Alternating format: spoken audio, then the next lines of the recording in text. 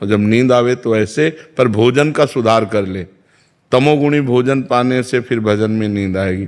बासी नहीं पाना, बहुत लाल मिर्च नहीं पाना, बहुत तेल के नहीं पदार्थ पाने, और ये अभक्ष पदार्थ जो त्याज्य है उनको नहीं पाना। इससे सतोगुण बढ़ेगा, सतोगुण से नींद नहीं आएगी। नींद आती है तमोगुण से। निद्रा आलस्य प्रमादोत्तम तत्तामस मुदाहरतम।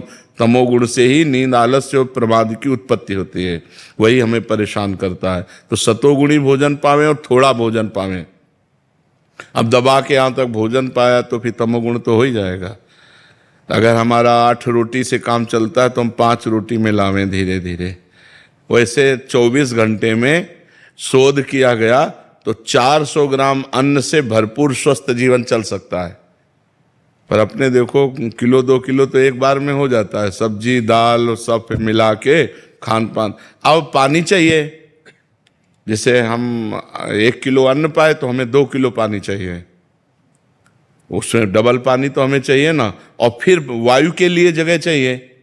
पेट में थे, अब पेट में दबा के अन्न ही भर लिया, फिर पानी तो ऊपर सांस फूल रही है और भजन में मन नहीं लगेगा, प्रमाद स्थिति। अल्पाहार, थोड़ा भोजन पाए, अच्छे से जल जितनी आवश्यकता है 3-4 लीटर 24 घंटे में तो जल चाहिए ही, और वायु के लिए जगह खाली रहनी चाहिए, तो साधक साधना कर सकता है।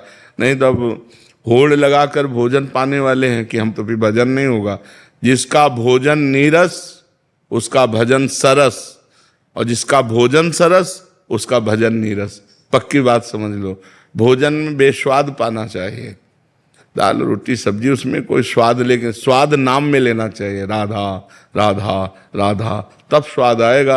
अब अभी तो भोजन और भोग यही 2 पिंड नहीं छोड़ रहे, रसेंद्री और जनेंद्री के भोग यही पिंड नहीं छोड़ रहे। तो खूब नाम बढ़ाओ आगे, धीरे धीरे ठीक हो जाएगा। अनिल जी गुरुग्राम से। राधे राधे। महाराज जी आपके चरणों में कोटि कोटि प्रणाम। महाराज जी कृपया बताएं कि भक्ति को बढ़ाने के लिए कितना इंसान का सामर्थ्य है और कितना प्रभु कृपा का योगदान है? जितनी श्वासें हैं और जितना हमारा प्रयास भगवान ने हमें प्रयत्न दिया है कि हम कर सकते हैं, वो भगवान जानते हैं और आप जानते हैं। भगवान ने आपको दिया है इसलिए वो जानते हैं, आप में जितना है वो आप जानते हैं। क्या नाम जपने के लिए किसी ताकत की जरूरत है? तो बस अगर हर समय हमारा नाम स्मरण चल रहा है तो नारद जी ने भक्ति सूत्र में बताया, तदर्पिता अखिलाचारिता तद्विस्मरणेन परम व्याकुलते थे। ये भक्ति का लक्षण बताया। नवधा भक्ति तो है, लेकिन उस भक्ति में विशेषता क्या है? बोले तदर्पिता अखिलाचारिता। जितने आचरण हैं, जितने कर्म हैं, वो सब भगवान की प्रियता के लिए और भगवान को समर्पण करने के लिए। ये नहीं कहा कि ये कर्म नहीं, जितने तद अर्पिता अखिला, जितने भी कर्म हैं वो अब आपकी प्रियता के लिए कर्म नहीं होने चाहिए, वो भगवान की प्रियता के लिए कर्म होने चाहिए। अपनी प्रियता छोड़कर इष्ट की प्रियता के लिए जो कर्म किए जाते हैं वो भक्ति है। जो अपने लिए किए जाते हैं वो शुभ अशुभ कर्म हो जाते हैं। तद विस्मरणेन परम व्याकुलते, ये बहुत पॉइंट की बात है। भगवान का स्मरण छूटने पर परम व्याकुलता पैदा हो जाए। अब इसमें कौन से फावड़ा तो चलाना नहीं, राधा वल्लभ राधा वल्लभ राधा वल्लभ राधा राधा राधा राधा, हर समय स्मरण करना है। और ये स्मरण हो रहा है, यही भगवान की कृपा है। हमारा प्रयत्न जितना जोर का होगा उतना ही कृपा का अनुभव होगा। अब हम थोड़ी देर जपे, फिर प्रपंच, फिर मनोरंजन, फिर माया की बातें, वो बात एक अलग है। लेकिन यदि हम वास्तविक भक्ति करना चाहते हैं तो हमें श्वास श्वास सुमिरन करे, दुविधा रहे न कोई। अगर हर श्वास में अधिक से अधिक नाम जप करे तो भगवत प्राप्ति में दुविधा नहीं रहेगी। भक्ति का पूर्ण स्वरूप यही है कि हमारा प्रयत्न प्रमाद में न बदलने पावे। कोई आनंद आया नहीं, कोई भगवत दर्शन हुए नहीं और प्रतिकूलता आती चली जा रही, प्रमाद ना आने पावे, बराबर प्रयत्नशील रहे तो वो कृपा पात्र जन भगवान की कृपा में डूब जाता है। हरिवंश कृपा हरिवंश का है, कृपा से ही हम हरिवंश बोल पाएंगे, कृष्ण कृपा से ही कृष्ण बोल पाएंगे। और जय कृष्ण तेई नाम अगर कृष्ण नाम चल रहा है तो साक्षात कृष्णचंद्र जो हमारी जिह्वा पे विराजमान है। हमें निरंतर नाम जप करना चाहिए, अपने हर आचरण भगवान को समर्पित करने चाहिए। यही भक्ति का स्वरूप है। प्रयत्न हमारा, कृपा भगवान की। जो प्रयत्न हो रहा है वो भी कृपा से ही हो रहा है, ऐसा अनुभव करें। समझ पा रहे हैं आप? राहुल जी अलीगढ़ से। राधे राधे महाराज जी। महाराज जी, श्री नरसिंह मेहता जी जैसी निश्चिंतता कैसे आती है? जब हम पूर्ण रूप से भगवान को समर्पित हो जाते हैं, हमारी कहीं ममता नहीं होती। नरसिंह मेहता जी का लड़का मरा तो करताल उठाकर नाच रहे, बड़ा भला किया गोविंद ने, गोविंद ने बड़ा भला किया। क्योंकि कहीं ममता नहीं, पुत्र में, पत्नी में, बेटी में, परिवार में कहीं ममता नहीं। एकमात्र भगवान में आसक्ति है और भगवान में समर्पण है।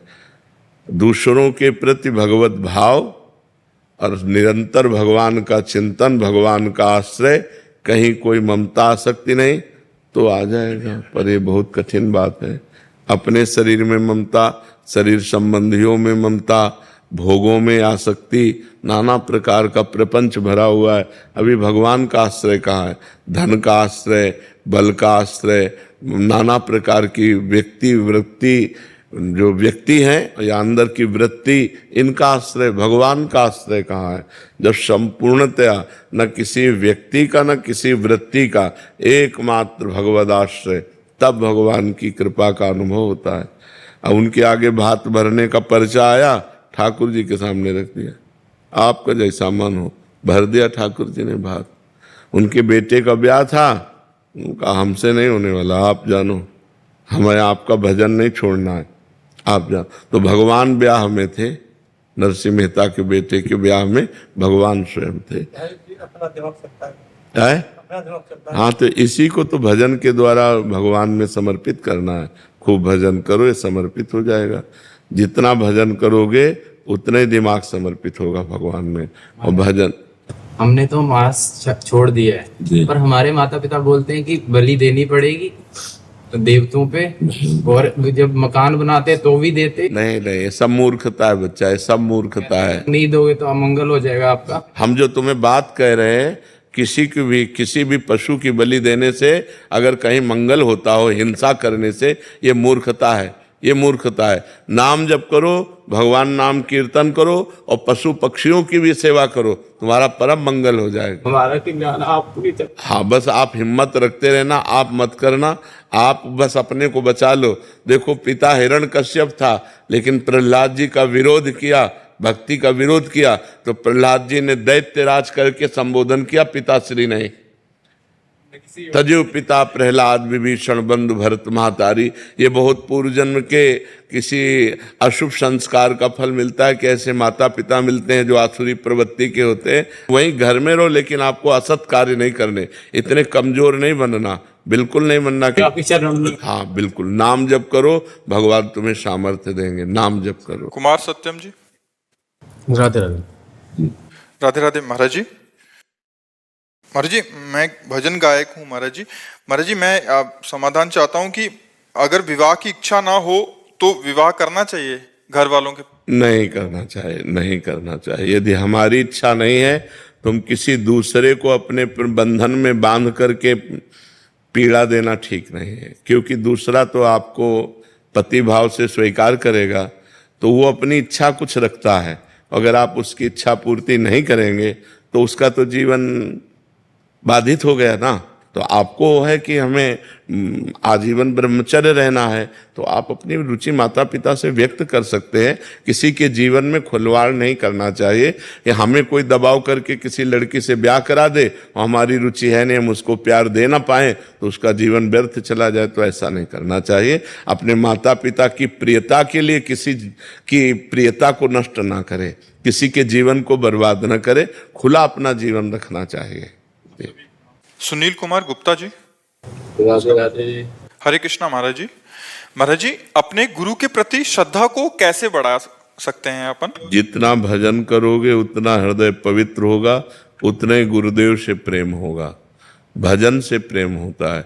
गुरुदेव कोई सांसारिक व्यक्ति नहीं है कि किसी सांसारिक संबंध में जैसे अपनापन होता है वैसा अपनापन गुरुदेव से हो नहीं। भजन करने से गुरु साक्षात परब्रह्म तस्मै श्री गुरुवे नमः, गुरु परब्रह्म है ये भाव आने लगेगा। जितना गुरु प्रदत्त नाम जप करोगे, गुरु मंत्र जप करोगे, उतने गुरु से प्रेम होगा। जितना पवित्र आचरण करोगे उतने गुरु से प्रेम होगा। जितना संत वैष्णव से निरपराध रहोगे उतने गुरु से प्रेम होगा। कहीं भी अपराध किया जाए वो गुरु के पास जाता है। जब हम किसी वैष्णव संत का अपराध करेंगे तो हमारा गुरु से संबंध खट्टा होने लगेगा। अगर हम वैष्णव संतों की पूजन करेंगे, भावना करेंगे, खूब नाम जप करेंगे तो हमारा गुरुदेव भगवान से प्रीति होने लगेगी, क्योंकि सबके हृदय में गुरुदेव भगवान विराजमान है। अखंड मंडलाकारम व्याप्तमेन चराचरम तत्पदम दर्शितमेन तस्मै श्री गुरुवे नमः। सब में गुरुदेव विराजमान है। किसी का अपराध न बने, खूब नाम जप करो, पवित्र आचरण, तो गुरुदेव से प्रीति हो जाएगी, गुरुदेव से प्रेम हो।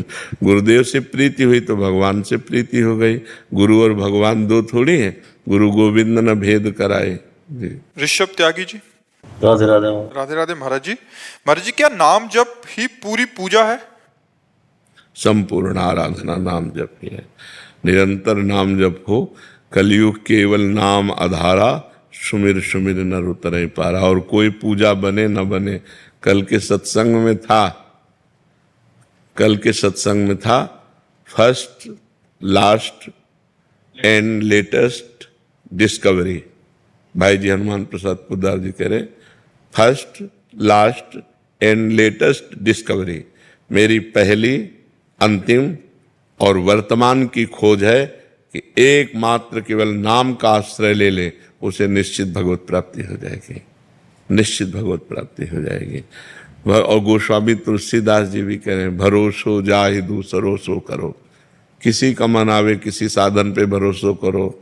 मेरे तो राम नाम दो आखर, राम ये दो अक्षर मेरे माई बाप है, मेरा सब कुछ है, इसी से सब कुछ प्राप्त हुआ है।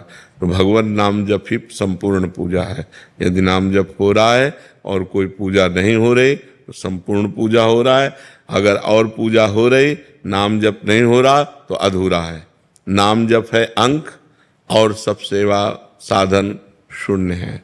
जैसे एक लगा के शून्य तो 10, फिर शून्य तो 100, फिर शून्य तो 1000।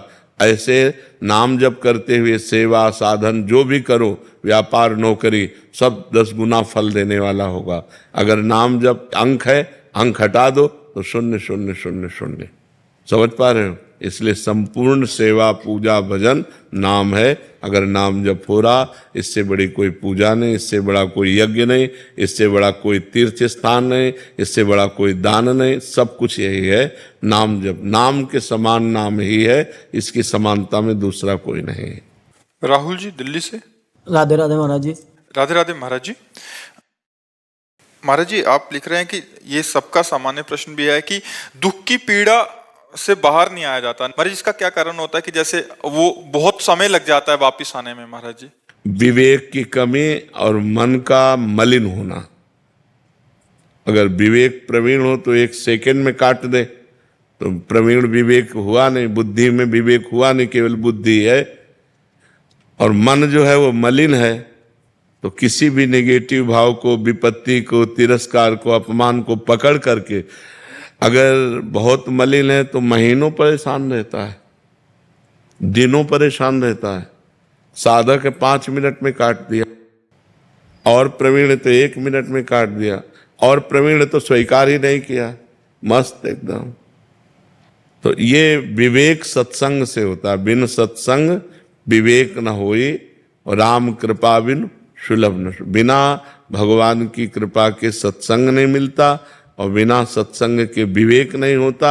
अगर विवेक हो जाए बुद्धि में और नाम जब चल रहा है तो मन की मलिनता नष्ट हो जाएगी, वो दुख को पकड़ेगा ही नहीं, वो सुख में ही रहेगा। अगर हमारा मन भगवान के चिंतन में है, शरीर में दुख है या परिस्थिति दुखद है, तो हम उसको क्रॉस कर जाएंगे। अगर हमारा मन भगवान में नहीं है तो उसी में डूब जाएंगे, उसी में परेशान हो जाएंगे।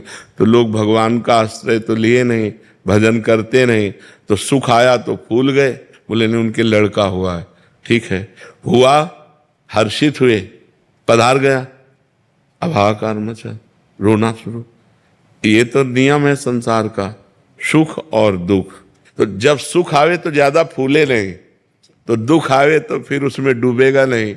तो हम कहते हैं कोई उत्सव मनाओ, कोई भगवत कार्य करो तो नाम कीर्तन, भगवान का यश कीर्तन, भगवान की कथा वार्ता और भक्तों की सेवा, तो तुम्हारा जीवन सार्थक हो जाए। तो अपवित्र मन दुख को पकड़ता है और पवित्र मन सुख को, भगवान के सुख को पकड़ता है। भगवान का सुख ऐसा है जो सांसारिक सुख दुख से निवृत्त कर देगा। अब जैसे कोई लाभ मिला तो तत्काल विवेक काम करता है, इतने से क्या होगा और ये कितने दिन टिकेगा, तो उसमें फूलन नहीं होती। नहीं तो संसारिक आदमी एकदम फूल जाता है, अरे लाभ मिल गया, अच्छा हानि हुई, कितनी देर टिकेगी।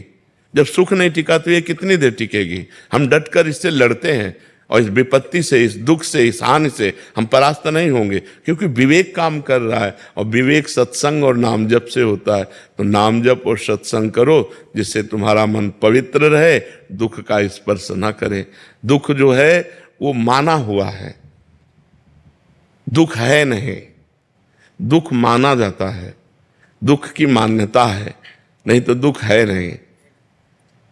सुख है, सुख है।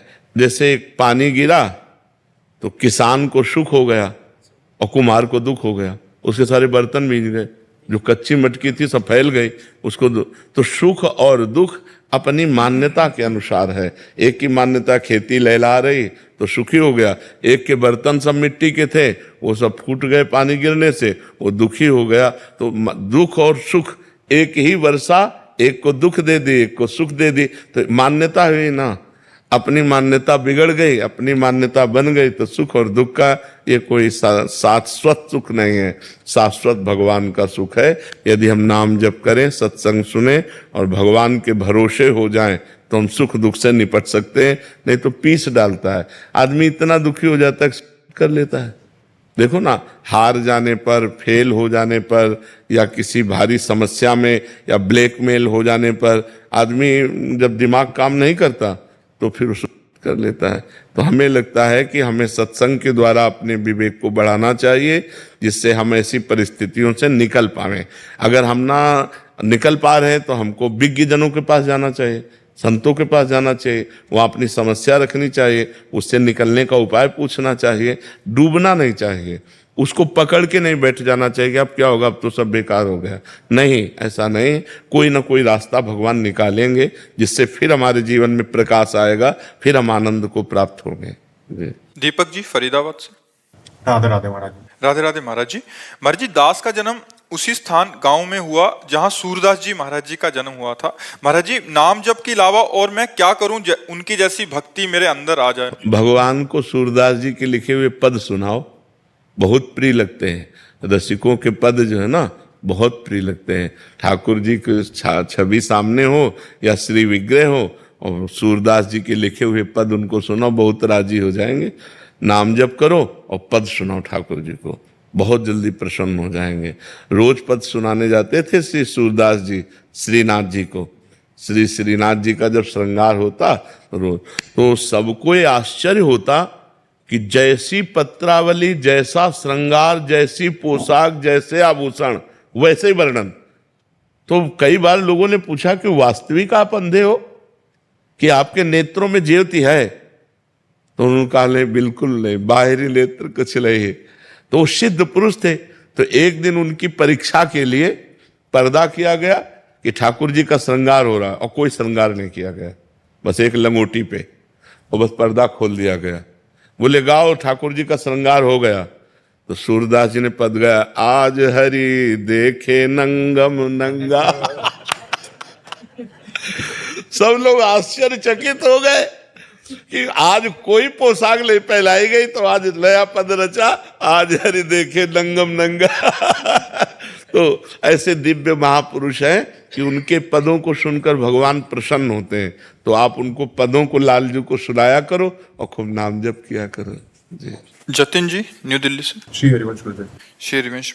हाँ महाराज जी, आपके प्रश्न का भाव है कि आपने आपके श्रीमुख से सुना था कि अगर आपके हृदय में प्रभु की याद आ रही है या एक बूंद भी आंसू आ रहे हैं तो प्रभु ने आपको याद किया है, वो आपके लिए ऐसे आंसू बहा रहे हैं, तब जाके आपको ऐसा भाव भी आया। तो महाराज जी इसका क्या? इसका भाव हमें कहने का ये था कि जैसे हम कृष्ण बोले तो कृष्ण कृपा से ही कृष्ण बोले, जो कृष्ण नाम है वही कृष्ण है।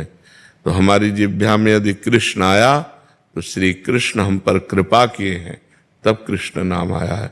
अगर हमें प्रभु के प्रति रोना आ रहा है तो प्रभु हमें प्यार कर रहे हैं, इसलिए रोना आ रहा है। अगर हम प्रभु के लिए व्याकुल हैं तो प्रभु हमसे मिलने के लिए व्याकुल हैं। हम प्रभु के मार्ग में चल रहे हैं तो प्रभु हमें चला रहे हैं, इसलिए हम चल पा रहे हैं। तो सर्वस्व कृपा ही है, सर्वत्र कृपा ही है, सर्वस्व कृपा ही है। भक्त का सर्वस्व कृपा ही है। भगवान की कृपा से मार्ग में आना, भगवान की कृपा से नाम जप होना, भगवान की कृपा से संत जन मिलना, भगवान की कृपा से भगवत कथा वार्ता मिलना, भगवान की कृपा से ही भगवान के चिंतन में डूबना, ये सब कृपा से ही है। ये भाव कहने का है जी। श्रेय मिश्रा जी कानपुर से। श्री हरिवंश महाराज जी, आप पूछना चाह रहे हैं कि अगर कोई भगवान का नाम लेके अपना मतलब करता है तो क्या उसको भगवत प्राप्ति होगी? नहीं, नहीं, कदापि नहीं। जो कानून के विरुद्ध है वो दंडनीय अपराध है, तो उसे अपराध का भोग भोगना होगा। कहीं भी हमारे शास्त्र में या भारतीय कानून में आत्महत्या करने की स्वीकृति नहीं है, स्वीकृति नहीं। अगर आप आत्महत्या करते हुए, उपाय करते हुए पकड़े जाए तो आपको सजा होगी। आप नहीं कर सकते, ये हमारे भारतीय कानून में भी है। और भागवती कानून में यदि आत्महत्या करते हैं तो आप भूत प्रेत की योनि को प्राप्त होंगे, आप दुर्गति को प्राप्त होंगे, ना आपकी सदगति होगी। ऐसा नहीं तो सब लोग नाम बोल करके दरिया में कूद जाएं, ऐसा नहीं है, ऐसा नहीं है। ऐसे दुर्गति को प्राप्त होगा और सदगति को प्राप्त नहीं होगा। जैसे कोई नाम ले करके पाप करे तो नरक को प्राप्त होगा और सदगति को प्राप्त नहीं होगा। ऐसे ही कि नाम से अंतिम समय में कल्याण हो जाता है तो उसकी दुर्गति हो जाएगी, वो प्रेत योनि को प्राप्त होगा, उसका बहुत अधापतन हो जाएगा। ऐसा कभी नहीं करना चाहिए। आत्महनन गति बहुत निंदनीय होती है। हाँ, वो आत्महत्या कभी उद्धार को प्राप्त नहीं होगा, कल्पों कल्पों भटकता रहेगा। इसलिए आत्म कभी किसी को नहीं करनी चाहिए, ये सबसे बड़ा अपराध है। हर समस्या का समाधान है, लेकिन हर समस्या का समाधान आत्मसाइड थोड़ी कि आप हत्या कर लो, ऐसा नहीं है। हत्या करोगे तो दुर्गति को प्राप्त हो जाओगे। क्यों? तुम्हारे दिमाग में विचार कैसे आया? अंतिम समय यदि भगवान का नाम स्मरण में आ जाए, अंतिम समय, आत्महत्या और अंतिम समय में बड़ा फर्क है। हमारा समय होता है अंतिम। जैसे अब हमारे प्राण निकलने वाले हैं, हमारे राधा, और प्राण निकल गए, अब आपको भगवत प्राप्ति हो जाएगी। लेकिन प्राण निकालना वो अंतिम समय नहीं है, वो आत्मा है, तो उसका फिर दंड मिलेगा ना आपको। आप अपराध कर रहे हैं। आपने बोला था कि वो जैसे वो किसी मतलब जलने वाले पदार्थ का है कि वो जलाएगी। हाँ। और आपने बोला था राधा नाम का वो तारना ही है। हाँ, तारना है। तो कानून के विरुद्ध, कानून के विरुद्ध थोड़ी नहीं। जैसे जहर है ना, तो अगर उसे वैद्य शोध के दे तो दमादी बीमारियों के काम में आ जाता है संख्या, और ऐसे खा लो तो मर जाओगे ना। तो उसका विरुद्ध प्रयोग थोड़ी करना चाहिए, उसका विरुद्ध प्रयोग नहीं। ये विरुद्ध प्रयोग होगा, इससे आपको दंड मिलेगा। आत्म करते समय कि हम भाई राधा बोलकर आत्म कर लेंगे, राधा बोल करके हम किसी, तो इससे आपका पतन हो जाएगा, आपकी दुर्गति हो जाएगी। स्वतः हमारे प्राण निकल लें, फिर राधा राधा बोल लें तो हमारा कल्याण हो जाएगा। ऐसे नहीं, दुरुपयोग न करें। सद वस्तु का दुरुपयोग नहीं करना चाहिए, ये कानून के विरुद्ध है। सविता जी, राधे राधे महाराज जी, क्या किसी का प्रारब्ध इतना बलवान होता है कि पीढ़ी की पीढ़ी उसका फल मिले? नहीं, ऐसा नहीं होता। स्वयं को भोगना पड़ता है, पीढ़ी को नहीं।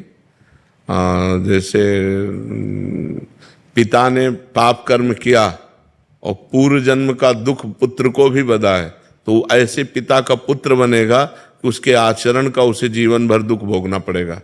पिता कर्जा किए हुए था, पिता अपराधी था, पिता बहुत प्रकार के दुराचार किए हुए था, तो उस पुत्र को जीवन भर दुख भोगना पड़ेगा। प्रॉपर्टी छिन जाएगी लोगों को कि समाज में कि उसी का तो लड़का है ना जिसने ऐसा किया था, तो जीवन भर उसको, तो ये कर्म संस्कार उस जीव के पूर्व से लगे हुए हैं, तो वो पुत्र बनता है आकर, वो पिता बनता है आकर, ऐसा। अब पीढ़ी दर पीढ़ी, ऐसा नहीं कि पाप करे कोई और पीढ़ी दर पीढ़ी वो भोगता रहे, ऐसा। हम तो सत्कर्म कर रहे हैं बट मतलब अभी तक कष्ट ही कष्ट मिल रहे हैं। हाँ, तो आपने आज सत्कर्म किया, पीछे दुष्कर्म किए, तो उनको कौन भोगेगा? पीछे जन्म में दुष्कर्म किया, पीछे कमाई है ये। अभी की कमाई तो आपकी अच्छी है, मान लो सत्कर्म कर रहे हैं, लेकिन पीछे बुरे कर्म किए पूर्व जन्म में, तो भोगना नहीं पड़ेगा? तो भोगना तो पड़ेगा, अवश्य में भोक्तव्यम कृतम कर्म शुभाशुभम। किसका प्रश्न है? हाँ, तो भोगना तो पड़ेगा ही ना। आज सत्कर्म कर रहे हैं लेकिन पीछे हमारे बुरे कर्म रहे, तो उनका दंड भोगना पड़ेगा, तो भोगना अवश्य में भोक्तव्यम, भोगना पड़ेगा। अच्छा, एक बात ये बता दो कि गोरे दाऊ जी श्याम काहे बने? मैया मोए दाऊ बहुत खिजायो, मोसों कहे तो मूल को लीनो, तू जस मतलब जायो। गोरे नंद यशोदा गोरे, तू कित पारो आयो। पहलो एक कारण ये है, दूसरो कारण ये है कि छोटे बड़े भैया को कर्तव्य रहे छोटे भैया की रक्षा करवो। तो कंस या कंस को कोई राक्षस आवे को, दो भी आए शैतान आऊं और बुलाऊ, पाषाण पत्थर के है गए। तो बाबा बड़े भागते बास मिलो नंद गाम को, लाड़े लाल को चित्त में लाऊं, गुणगान करूं नित ध्यान धरूं, अब तेरे ही द्वार पे शीश नवाऊं। चरणामृत पान करूं मैं सदा, अपनो निज जीवन धन्य बनाऊं। अब ऐसी कृपा करियो नंदलाल, मैं वास सदानंद गाम को। तो जब छोटे लाला की रक्षा के लिए फिर बड़े लाला दाऊ दादा ने अपनो रूप श्री कृष्ण को, दाऊ सो दाता नहीं ब्रज में कोई एक, और दीनन पे रक्षा करे और टारे विघ्न एक। दाऊ दाऊ सब कहे और मैया कहे ना कोई, और दाऊ के दरबार में मैया करे सो हुई। जैसे बाबा के दरबार में जो बाबा के रो हुई है रो। जय दंत के लाला की जय। आशीर्वाद लेना, 70 साल की उम्र, राजनीति करनी चाहिए नहीं करनी चाहिए? राजनीतिक बात अलग है, राष्ट्र सेवा समझो, राष्ट्र सेवा करनी है हमें। जो पद मिले उसके द्वारा समाज को सुख पहुंचाना और भगवान का नाम जप करना, अगर दोनों कार्य करोगे ना तो ये हो गई पूजा और इस सुमिरन से हो गई भगवत प्राप्ति। तो समाज सेवा करनी, जैसे सांसद पद है, एमएलए पद है, तो इन पदों के द्वारा हम समाज को सुख पहुंचाते हैं।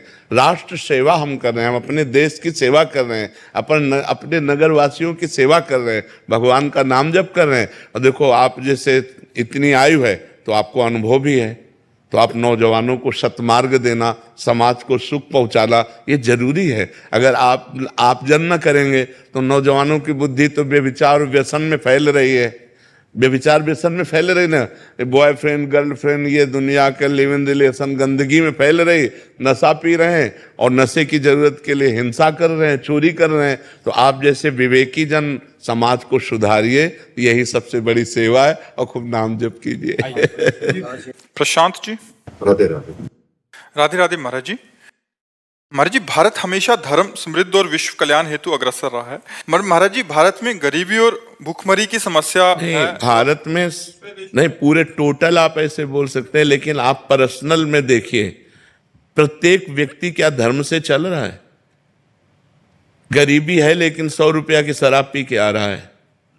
आप विचार करो, परिवार में बड़ी समस्या है लेकिन वो व्यभिचार प्रवृत्ति से युक्त है, वो हिंसा प्रवृत्ति से युक्त है, वो गलत आचरण करता है, तो इसका दंड तो भोगना ही पड़ेगा ना। ये धर्मात्माओं का देश है, ये धर्मशील देश है, ये कर्म भूमि है। अन्य देशों को ऐसा नहीं कहा गया, हमारे शास्त्रों में भारत को कर्म भूमि कहा गया है। अब ये विचार प्रवृत्ति कैसी फैल रही है, बॉयफ्रेंड गर्लफ्रेंड, ये कौन पवित्रता का आचरण धारण कर रहा है? सब मनमानी आचरण धारण कर रहे हैं। तो फिर उनको किसी न किसी विधान से अपने कर्म का फल तो भोगना पड़ेगा। तो कर्म भोग इसी में आता है कि दुख है, दरिद्रता है, विपत्ति है और डिप्रेशन है, नाना प्रकार की प्रतिकूलताएं हैं, इसी में तो दुख आता है। तो दुख ही पाप का मार्जन करता है। तो इसलिए अब देखो, पाप परायण कितने लोग हैं, हजारों लाखों पशु काट के लोग खाते होंगे, लाखों की संख्या में खाते होंगे, मुर्गा आदि बकरा आदि हजारों की संख्या में लाखों की संख्या में खाते हैं, तो क्या ये पाप कर्म नहीं है? तो क्या उसका दंड नहीं भोगना पड़ेगा? हाँ, टोटल अगर हम बोलते हैं तो धर्मशील, शांत, प्रिय और दूसरों का उपकार करने वाला देश है। मान लो किसी देश में भी वो हमारा शत्रु देश भी हो, अगर वहाँ कोई मतलब परेशानी आ गई, भूकंप आ गया, बाढ़ आ गई, तो भारत आगे खड़ा दिखाई देगा सेवा करते हुए। ये हमारे देश का है। लेकिन क्या हमारे देश के अंतर्गत अधार्मिकता नहीं हो रही? क्या पाप नहीं हो रहे? कितने बड़े बड़े पाप हो रहे हैं, कितनी अधार्मिकता हो रही, तो क्या उसका दंड नहीं मिलेगा? तो उसका दंड मिलने के लिए यही सब है, दरिद्रता, प्रतिकूलता, विपत्ति, नाना प्रकार की मानसिक और शारीरिक रोग समस्याएं, वही सबको भोगनी पड़ रही है। यदि सब धर्मशील हो जाएं, ठीक से चलें, तो सब स्वस्थ रहें, सब आनंदित रहें, लेकिन सब ऐसे नहीं कर रहे हैं। आप खुद देख लीजिए कितना बड़ा अनाचार, दुराचार भारत में भी हो रहा है, तो फिर उसका दंड तो भोगना ही पड़ेगा। दिन भर लेबरी करके 500 रुपये कमाते हो, शाम के शराब पी के जाते हैं। अरे उसी के हरी सब्जी लेके जाते तो पूरा परिवार खाता, उसी के थोड़ा मीठा मीठा लेके जाते, परिवार प्रसन्न होता, लेकिन शराब पिए और ढंगते हुए ऐसे जा रहे हैं। ये लाखों की समस्याएं हैं, लाखों की समस्याएं, एक की समस्या नहीं, लाखों लोगों की है। भगवान ने तुम्हें दिया है तो तुम अपना मनोरंजन मार करके दूसरे का जीवन यापन कर सकते हो। हजारों ऐसे हैं जो बीमारी से परेशान है और अर्थ की अव्यवस्था है, और तुम 50,000 फूंक रहे हो। भगवान ने तुम्हें दिया है माना, तो तुम 50,000 मनोरंजन में फूंक रहे हो। यदि उनको दे देते तो गरीबों के घर बस जाते। तो ऐसे कितने लोग हैं जो विचार नहीं कर पा रहे कि हम अपने भारत का सहयोग करें। हमारे भारत की गरीबी दूर कैसे होगी? जिनके पास अपार धनराशि है वो गरीबों को ऐसी व्यवस्था करे, तो ऐसी मति गति कहाँ है? तो इसलिए टोटल तो हम कह सकते हैं कि हमारा देश धार्मिक देश है, शांति प्रिय देश है और दूसरों का उपकार करने वाला देश है, लेकिन सब नहीं है, इसीलिए सब भोग रहे हैं, इसलिए अपने अपने कर्मों का फल भोग रहे हैं। रमेश जी नोएडा से। श्री हरिवंश। श्री हरिवंश महाराज जी, आपके चरणों में कोटि कोटि प्रणाम। महाराज जी, मेरे कुछ संशय हैं, कृपया निवारण करने का कृपा करें। महाराज जी, क्या पद्म आसन में कुछ और क्रियाएं कर सकते हैं, जैसे कीर्तन, पाठ पढ़ना, वार्तालाप या भोजन करना आदि? नहीं, पद्मासन में मंत्र जाप, नाम जप और शांत भाव से बैठ सकते हैं, बस, और नहीं। ये नहीं कि पद्मासन लगा के भोजन पा रहे हैं, पद्मासन लगा करके हम पाठ कर रहे हैं, कीर्तन कर रहे हैं। पद्मासन होता है शांत भाव, मन को एकाग्र करके नाम में, मंत्र में लगाया, शांत भाव से बैठे भगवत चिंतन कर रहे हैं। अब जितना लगा सको, 4 घंटे, 5 घंटे, 3 घंटे, 2 घंटे, भोजन आदि सुखासन पर, कीर्तन आदि खड़े होकर के या सुखासन में बैठ करके, अलग अलग है। लेकिन पद्मासन में मंत्र जाप, ध्यान, नाम जाप अंदर करते हुए शांत बैठे रहना, पद्मासन आदि का। महाराज जी, ये अनुभव किया कि पद्मासन जैसे आपकी प्रेरणा से किया तो भोजन अल्प मात्रा में हो गया, हाँ, महाराज जी, और शक्ति ज्यादा मिल रही है महाराज। हाँ, ये होता है, भोजन अल्प हो जाता है और शारीरिक शक्ति बढ़ने लगती है, क्षमता बढ़ने लगती है। बहुत सुंदर। महाराज जी, क्या पद्मासन और सिद्धासन एक दूसरे के बाद कर सकते हैं? पहले हाँ, तो पद्मासन हाँ, फिर कर सिद्धासन? सकते, तुरंत कर सकते हैं। जैसे आप 40 मिनट 1 घंटा पद्मासन लगाए तो आप तुरंत फिर सिद्धासन में भी बैठ सकते हैं, दोनों में बैठ सकते हैं। महाराज जी, कल परसों आप अभी साधकों को जो बता रहे थे कि जैसे पद्मासन पे लगा के उससे बहुत फायदा होगा महाराज जी, 4। हाँ, उसमें क्या होता है कि वायु संशोधन, पहला वायु संशोधन होता है कि जैसे हमने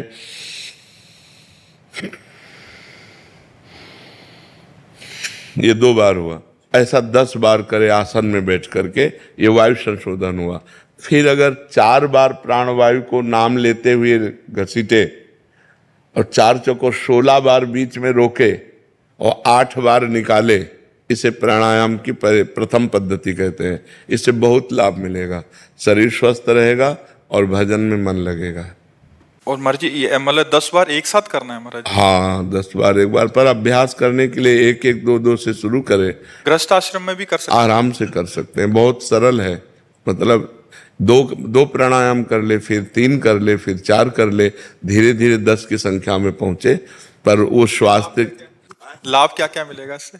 इससे सबसे पहला लाभ होगा कि मन शांत होने लगेगा, शरीर निरोग होने लगेगा, प्राणवायु बलिष्ठ सूक्ष्म हो जाएगी और भजन में मन लगने लगेगा, ब्रह्मचर्य ठीक हो जाएगा।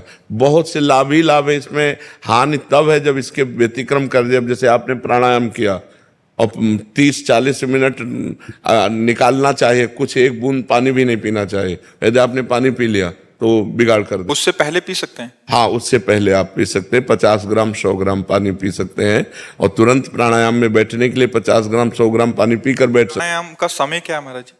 कभी भी आप कर सकते हो, प्रातः मध्याह्न सायं कभी भी आप कर सकते हो, जब आपको टाइम मिले तब स्वच्छ वायु में आए। संध्या भी कर रहे, लेकिन जिनका प्राणवायु संशोधन कार्य तो दिन भर करते रहते हैं। योगी लोग तो दिन भर प्राणवायु का संशोधन करते हैं। तो संध्या काल में तो 1-2 प्राणायाम के लिए लिखा ही है कि प्राणायाम, हाँ प्राणायाम करे, जरूर करे। माला कर सकते हैं पद्मासन? हाँ, पद्मासन, वही तो माला कर सकते हैं। प्राणवायु का संशोधन वैसे करना ही चाहिए, तभी शरीर स्वस्थ रहेगा और भजन में मन लगेगा। पर बस ये है कि थोड़ा नियम का पालन करे। अगर व्यभिचारी पुरुष है तो फिर कर ही नहीं सकता है, क्योंकि इसमें थोड़ा संयम चाहिए। बिना संयम नियम के प्राणायाम होता भी नहीं है ना। कभी कुछ करते में स्टार्टिंग में चक्कर से आ जाते हैं, एक साथ चक्कर से आ जाते हैं। आप वो ब्रह्मचर्य की कमी, ब्रह्मचर्य की कमी के कारण, तभी हमने कहा ना व्यभिचारी पुरुष जैसे आपने गलत आचरण किए तो ये पवित्र थोड़ी हो सकते। एक संयम पूर्वक, पहले संयम है, फिर नियम है, फिर प्राणायाम, फिर प्रत्याहार, फिर ध्यान, फिर धारणा, फिर समाधि है। तो प्राणायाम थोड़ा कठिन कार्य है। पर परसों आप बता रहे थे कि योग्य गुरु के संरक्षण। हाँ, अब जैसे बताया ना, आप प्राणायाम करके तुरंत पानी पी लो तो आपकी प्राणवायु बिगाड़ देगा, कफ बढ़ा देगा, श्वास की हिचकी आने लगेगी, श्वास में परेशानी हो जाएगी। और अच्छा प्राणायाम करके जैसे तुरंत पानी पी लो तो दमा की बीमारी हो जाएगी, क्योंकि वायु को अब उसको 45 मिनट कम से कम टाइम दीजिए। प्राणायाम हुआ, अब 45 मिनट कुछ खाना पीना नहीं, अब वो पच जाएगी, फिर इसके बाद आप पा लीजिए। पर ये बहुत सावधानी की जरूरत है, क्योंकि अब सब कोई पद्मासन में नहीं बैठ सकता, सब कोई प्राणायाम नहीं कर सकता। तो थोड़ा व्यायाम करके और भगवान की आराधना में लगे, लेकिन लगे भगवत आराधना करे, बिना आराधना के नहीं। और दैन्यता रहे, नहीं तो अभिमान भी हो जाता है। आराधना करने पर, साधना करने पर अभिमान भी हो जाता है, दैन्य रहे जी।